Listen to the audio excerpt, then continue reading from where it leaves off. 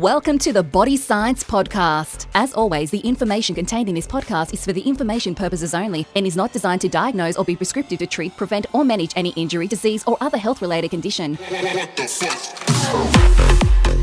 Welcome to Body Science HQ, the world of fit, happy, healthy, and we're going to add on to the end of that, legends at a young age. Both, like, how old are you guys? 21. 19. 19, and you guys are changing the face of rugby, like rugby sevens, and you've hit some milestones that have been around forever. Yeah. And you're leading a whole generation of females in sport, which I just love hearing. So I really want to start right away now and go into sacrifice. Like, let's not muck around and talk about the fun bits at first. You give up a lot, and people are probably sitting there going, oh yeah, whatever, they travel the world, they're playing for Australia. But you've given up some big things to represent the country, haven't you? Yeah, definitely. Like, especially now living out of home in Sydney, we've definitely realised how much we've had to sacrifice just to make the team and make those training sessions. So my bank account's definitely not happy that I live in Sydney with how expensive it is, but also just growing up, we've always had to make sacrifices just to put our best foot forward to get to hopefully represent our country. And looking back at it now, I wouldn't change for anything. And what about you? I had to sacrifice going to like school formal and stuff to just try to get selected in a team to go to Dubai, and that kick-started my career off, and I wouldn't change anything. As Maddi said, like, it's so crazy traveling at such a young age and doing something I love. So yeah, definitely heaps of sacrifices, but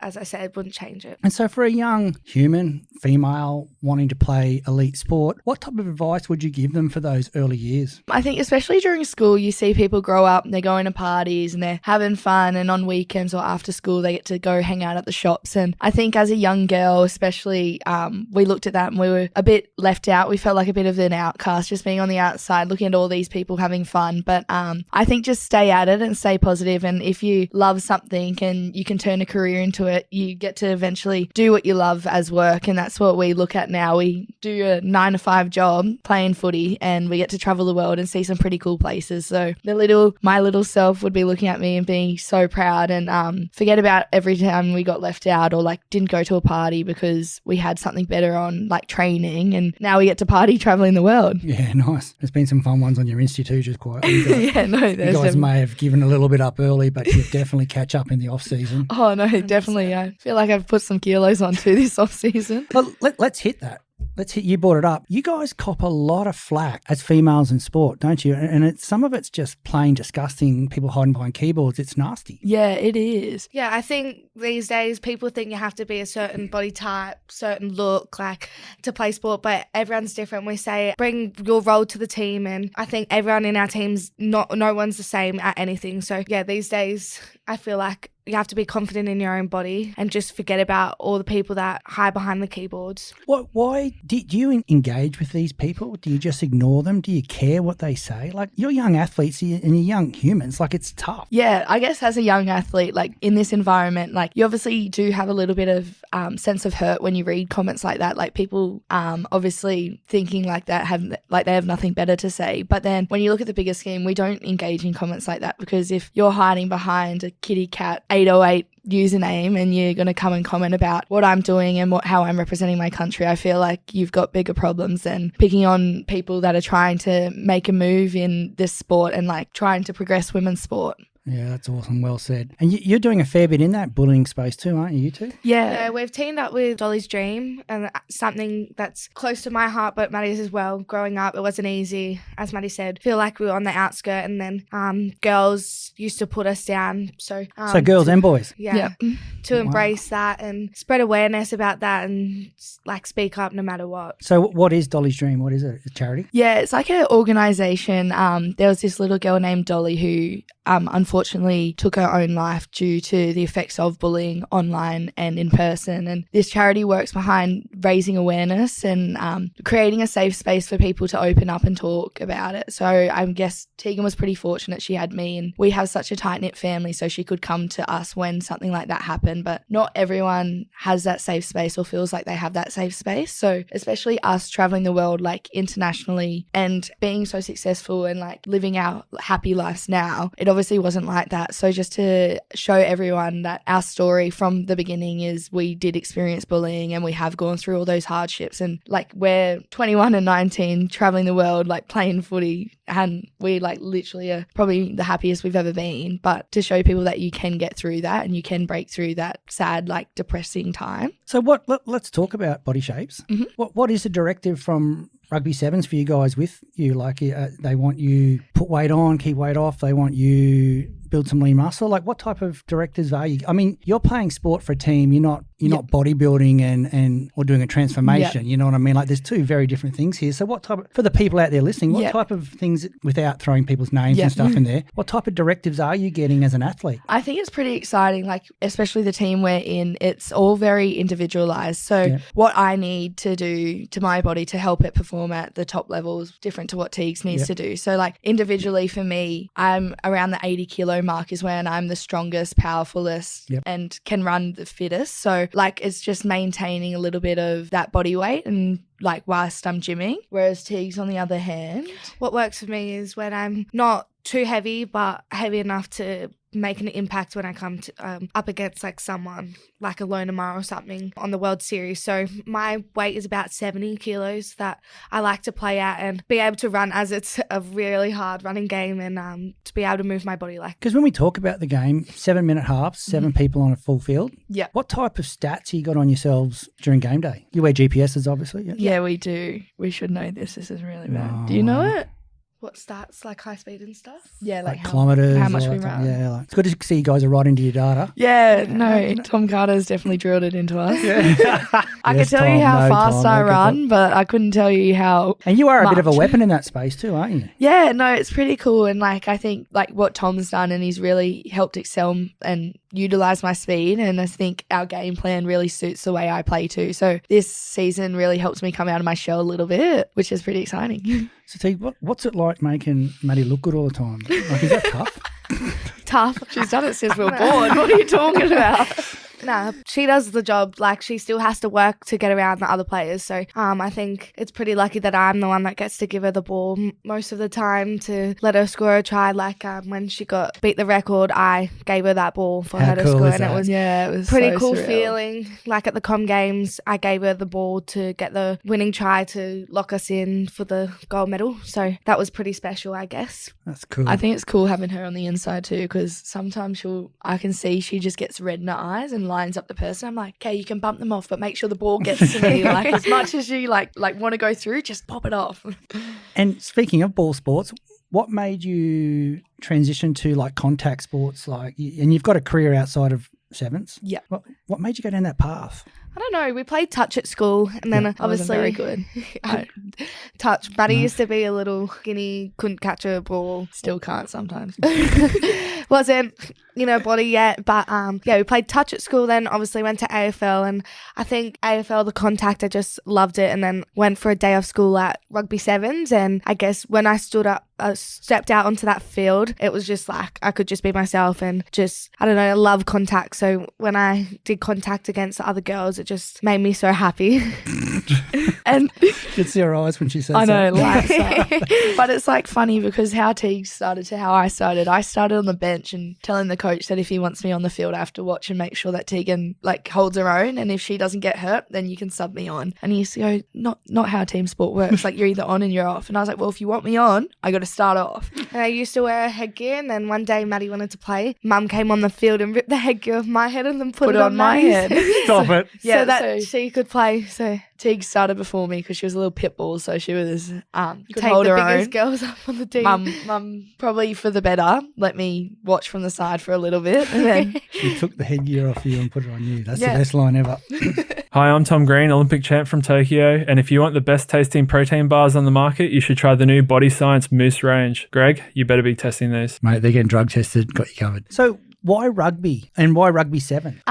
well, first of all, we'll talk about the lifestyle. We get to train, and then travel the So world. that was part of the decision on going for rugby 7s was what that bought as a complete package? I just think like nothing wrong to AFL. It's such a great sport. However, just the opportunities, like I debuted at the Olympics, and I remember getting back from the Olympics, even though it wasn't a proper or normal one, as they would say, due to COVID. And I just remember getting back. You and can take that back because an Olympics is an Olympics. Exactly. exactly. That's what And you'll always be an Olympic. Yeah, and that's why I said to Teags as soon as I got back that it's the best thing in the world, and like my next goal was to experience it with her. And no matter if we had to take up ice hockey or if we had to take up sprinting or any other sport, but no, and I think rugby gives us that opportunity to travel the world and play for your country, and we do it month in, month out, and every time we put on our training gear, it's the Australian colours, so we get to represent our country quite often. And how long is the season for you? Pre-season, like the whole lot? Well, it's like a yearly sport, so it depends on the year, but this pre-season we'll be travelling, getting ready for obviously the World Series and then the Olympics, so we're pretty fortunate that our coaching staff has come together and we get to travel around the country again and the world, do all different things, like for example, we have just like go to Fiji, we're going to go to Japan, like Ireland, versus other teams and get ready for the World Series to start up again. And is there ever a crossover between sevens and the 15? Yeah, so there was obviously an opportunity to play for the World Cup last year. Some of the girls, Shani and Bibi, went over and I thought absolutely lit up the stage in that 15 space. And we thought about it, but individually and personally, like I'm still learning how to play rugby full stop. So once I get a bit more comfortable in sevens, then definitely there's an opportunity to go play 15s. And as Teagan and I, we like to strive above and be overachievers all the time. So I'd definitely like to look at being a dual international later down, whether that's rugby league or 15s. And yeah, crossover, I think making the transition from AFL to rugby sevens was quite seamless. So I think it'd be cool to try transition again. And you're allowed to play both, or you got to pick one? At the time, we have to pick one, but we always say the door's not closed yet. It's always open. And we have pretty cool people managing us at the moment. So you do. Yeah. And you've got good friends in the AFL side too. I mean, yeah, we do. No, we definitely still stay in contact with all of our friends. Like you make friendships everywhere in team sports, so they become family. So definitely haven't closed that door too. And the Suns have done everything for us. We probably wouldn't be in the position we're in right now with rugby if it wasn't for the Suns. So yeah, that's nice. Nice to hear. Yeah. Speaking of family and sport, your seven squad looks like a really tight-knit group of athletes. Yeah. No. Yeah, we pride ourselves on a sisterhood. Obviously there's bickers and fights here and there, but this team, like, they're incredible, and what we have to come is pretty exciting. Like, we're all still young. I think our average age is about 22, maybe 23. Oh, is that right? Wow, that's good for the future of rugby sevens. Yeah, so we're still learning and we're still working as a team, and the growth of not only our team but our game is amazing, and I'm really excited to see what we can do over the next coming years. And how many games a year do you play? So we play about 7 tournaments and 6 games each tournament. So that's a just fair bit of footy, isn't it? Yeah, it is. And even then you look at that and people still aren't getting exposed enough. So then that's where they put on the tournaments, like we're going to like Oceania, and we're going over to Ireland to play teams over there, and Fiji, and they put on those tournaments so we can get more footy, especially with the lead up to the Olympics. It's so vital that we're playing lots of footy, and we've learned as a team that what's mainly letting us down is our exposure to footy and playing as a team. So even this year people go, oh, wasn't your best year, like last year you had a cracker, and I was like, oh geez, thanks. But I think it's rough, aren't they? Yeah, I know, but I think it's pretty exciting because there were games we lost. We were losing by B's dick, as you like to say, but but we were losing by that, and we weren't playing our best footy. So it's exciting to see how much growth we have and where we can actually take this sport of rugby sevens. And like, you're talking about an entertaining sport. Yeah.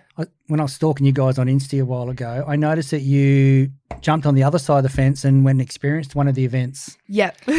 So what do you think about, what I want to do is connect the end user, the consumer of rugby and the fun. Like, your events are not really like rocking up to a traditional football game where you get there 30 minutes early, leave straight after, go home. It's party town when sevens are on, isn't it? Yeah, 100%. I think especially the way they're looking at taking rugby sevens is that big party festival atmosphere, and that's so the cool beauty to of see. it is, and the beauty of having 14-minute games. If you don't have a big attention span, it's okay because you don't have to concentrate for that long. And especially we went to London Sevens, and it was pretty special to be in the crowd and see like everything that happens.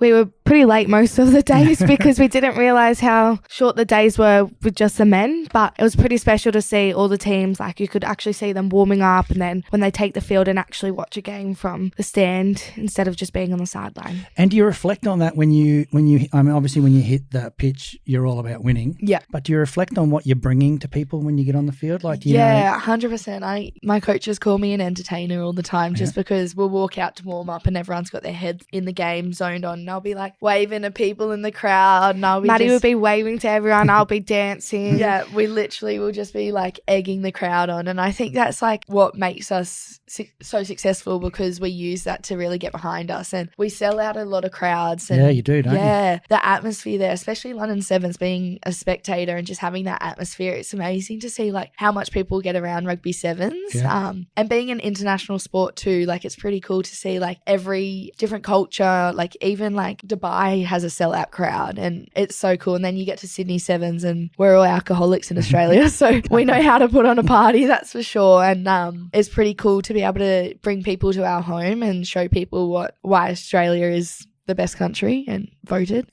Voted by 3 people at this table. Yep. So you've chosen the rugby sevens path. You get a lot of gigs outside of rugby with corporates to get involved with sharing your stories or sharing success stories or mentoring other people in other spaces, like off the field? I think we do to an extent.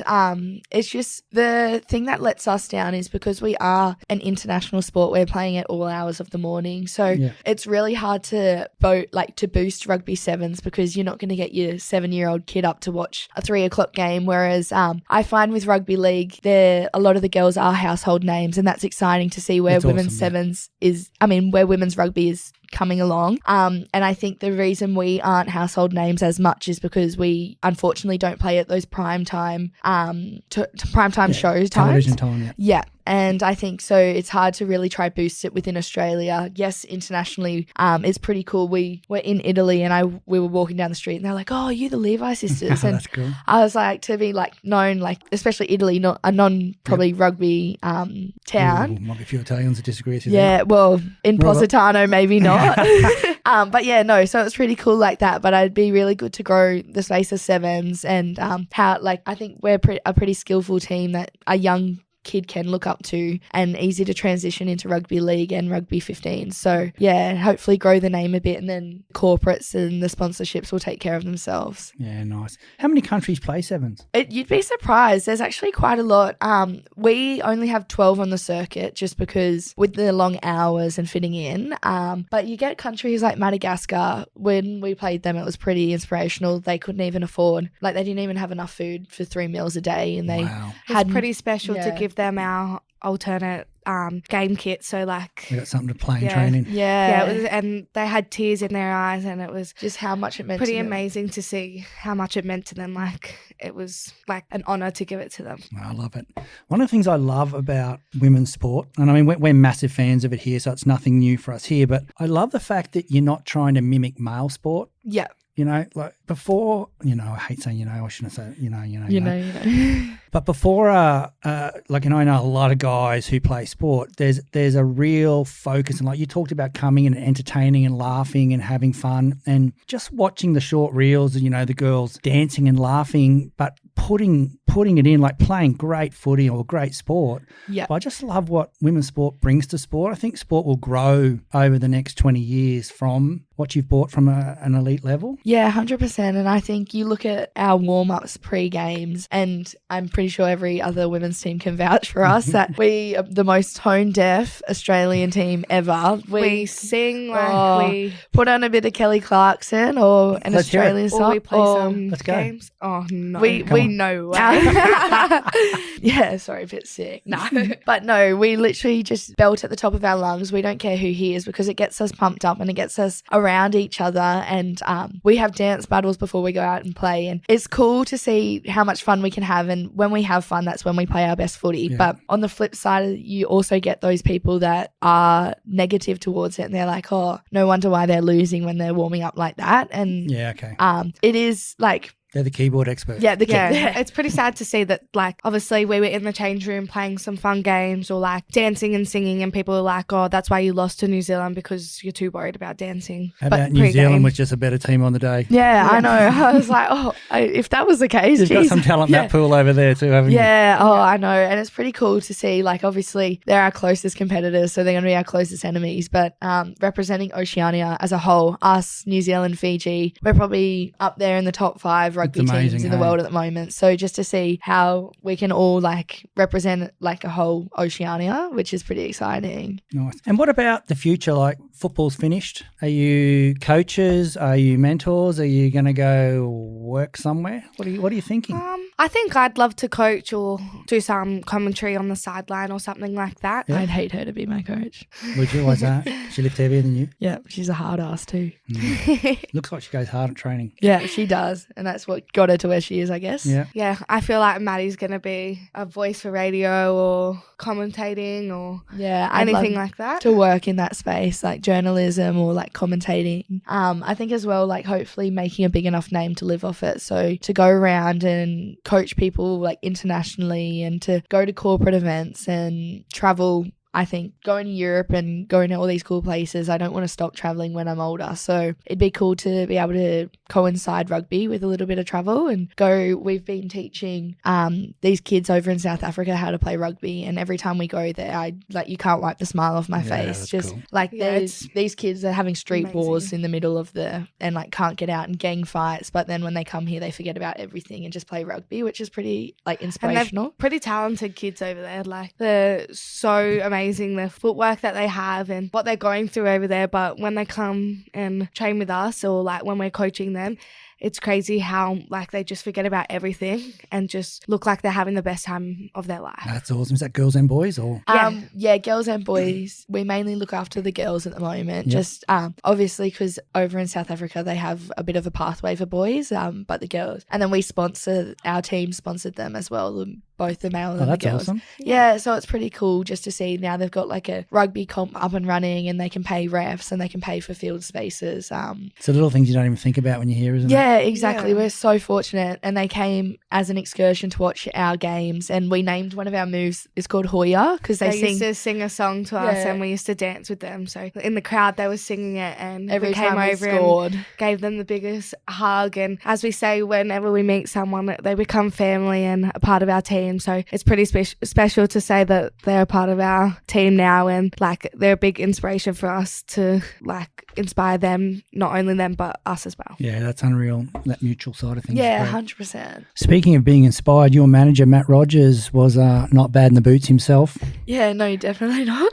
How did you guys all hook up? I think Dad obviously used to play rugby league back in the day. Not sure how good he used to be, but he definitely runs his mouth about how good he used to be for Manly, and the Manly story always comes up. But yeah, I think through Dad, and then obviously we've watched him play footy and thought he was pretty cool and inspiring. So then for him to lead us would be pretty awesome, and I guess learn off him and like his professional ways. Yeah, that's cool. Yeah, it was pretty cool. He reached out to us and just the way he goes about things. And I think a lot of managers can get caught up in the fact that they are trying to get sponsors, and it doesn't matter if it affects your rugby, as long as we get this sponsor and this sponsor. And I think a big thing him, Craig, Kim and Chloe are all big on is you play footy and you play it good and the rest will take after. And I think they focus on everything off the field so we can be the best and put our best foot forward on the field. So they always say to us, what you do on the field will get you what you get off the field. So it's a good call we're too. Make sure that we're doing the right thing on the field and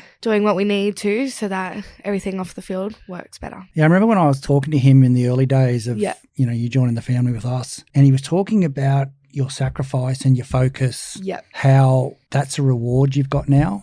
And I just thought you just don't get lines like that from someone who hasn't experienced it and done it. And do you spend a lot of time with him in that mentoring you guys as athletes as well? Does he spend a lot of time on your game, for example, or you go, that's the coaching, I'll stay out of that? Like, where do we sit here? Yeah, because it would be hard for him because he's not just some sports manager that did a course. He's done it. He actually has been. I was pretty lucky with him to, obviously he knows I'm a kicker, so I get a private one-on-one session session with him and that's pretty cool. practice that kicking off and kicking conversions. Learning off him, he was a pretty good kicker himself, so it's good to get insight on that. Obviously, being a female, it's not as easy to do things like as men, but I think it was awesome to learn off him, and he taught me quite a lot of things and was so patient with me and said, if this doesn't work, let's try this instead. So yeah, and I think he's like gives us a lot of feedback, as well as Craig's been involved in rugby and helped Matt too, so I think both of them have really helped us along and given us feedback, but then they also know when the coach can take over and give us feedback, so they don't overdo it and they don't tell us we need to be doing something different, or they go along with like how we're going. To have a support crew like them is pretty exciting. Yeah, it's pretty cool. Yeah, it is. And obviously Matt's done it before, both rugby league and rugby union, so to have someone that's also a dual athlete to be able to represent us and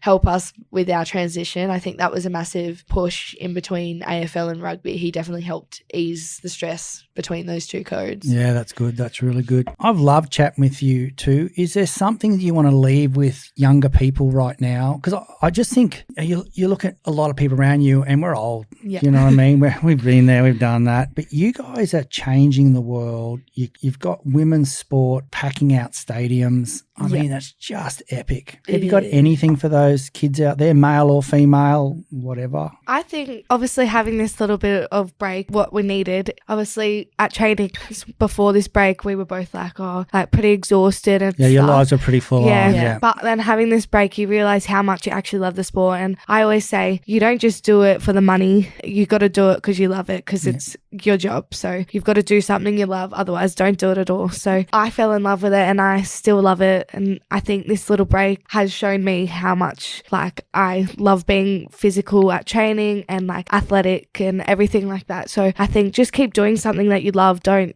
stop. And if you don't like it, then try something else. Like, you're not stuck in that one sport, one good position. advice. I think there's probably two things that I'd give to younger people.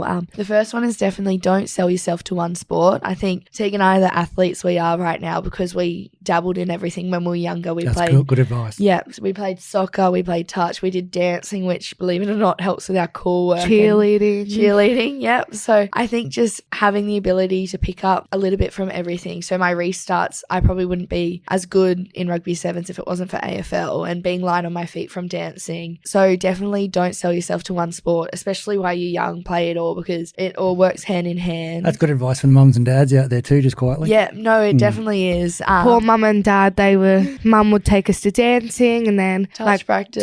And then everything. It was crazy, but we wouldn't be where we are today without them. That's so cool. Yeah. And then I think the second thing Teags and I have both experienced is like you hear it a lot and people say it all the time is like hard work beats talent when talent doesn't work hard. And I think people just brush over and it's just another saying. But really, when I first started playing footy, AFL and rugby, believe it or not, I actually was the shadow for every team. So I was first dropped all the time. Teagan used to make my under 18s teams before I did. And we can laugh at it now. It was quite a sad time. But I think going back and having to work hard made me the athlete I am today. And Teags obviously got dropped last year from the Aussie team for one of the legs when we went over to Canada. And a lot of people will look at that and be like, oh, well, like that's me done. Whereas Teags went back, worked harder, made the Com Games and ended up being one of the crucial people that helped us win that gold medal. So I think working hard, and even though Teags and I, like we have what we're good at after training, we'll still stay back and do like,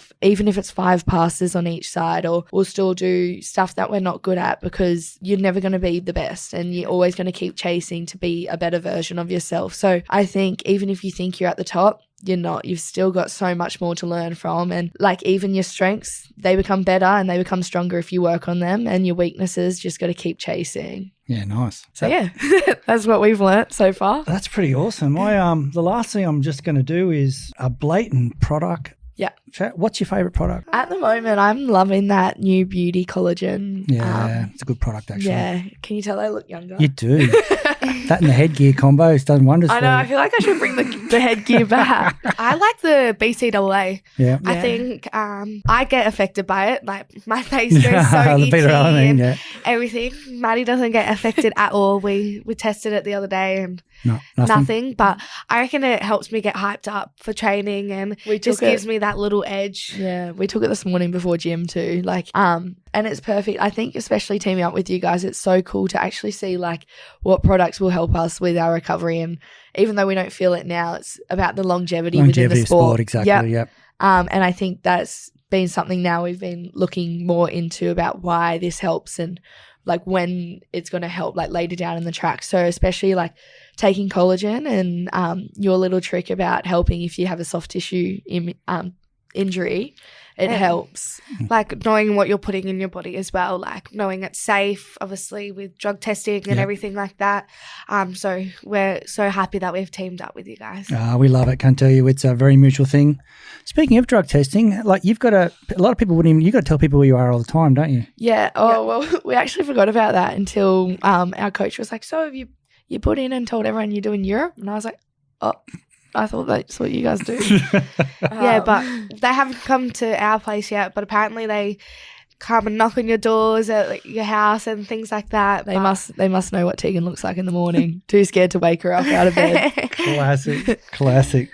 Look, love having you guys on board. You're going to be long-term family here at Body Science, and I really enjoyed the journey with you too over the last 12 months. You know, when Matt came in and said you've got to check out the girls, and I threw that out to our marketing team, and dead set, it's been the best thing we ever did. Thank you. And keep just being yourselves. I love it. Thank you. If people want to follow you, Insta accounts? Maddi_Levi, Teagan.Levi. There you go. Get on board. It's worth it. Thank you.